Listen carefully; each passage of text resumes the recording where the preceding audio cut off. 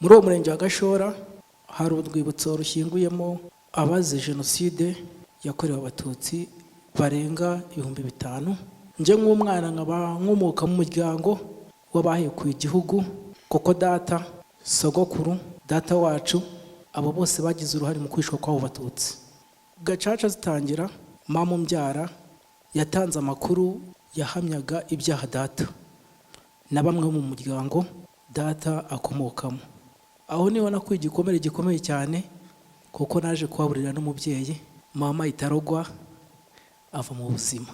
Muri urwo rugendo famille tuvukamo, iyo kwa mama yaricaye ikavuga ngo umwana wacu iwanyu baramwishe, kwa mama simbashe kujyayo.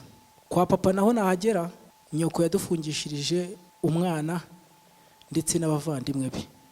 Ntabwo byari byoroshye gukura witwa umwana w'umwicanyi, cyari igisebo gikomeye, kuko ndabyuka icyo gihe byahise bikurizamo no kuva mu ishuri. Nanjye nk'abandi bana bose bavutse mu muryango mutoya, ndetse umubare munini ukaba warishwe muri jenoside, nabimenye ntinze.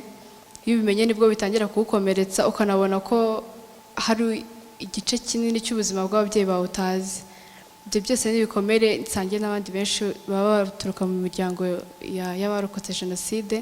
Abantu bibageranye rero baro bana bavutse ku babyeyi bafashwe ku ngufu mu gihe cya jenoside, berekezaga kuri nyina agatimbagura ati uyu mubabaro mfite uno munsi wacyanawe wakicucuwe niwe wawunteye. Abenshi muri abo bana 98% ntibazigera bamenya basi.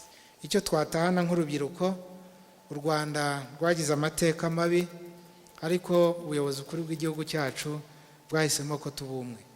Rubyiruko rero rwa Kaminuza y'u Rwanda ishami rya Huye, ndabashimira rero cyane ko mwitabiriye muri benshi, n'umusanzu mwatanze, uburyo mwatuganirije, uburyo mwateze amatwi na discipline, n'ibiganiro byiza namwe mufitiye inyota, kandi twizere ko mubivanyemo impanuro nziza.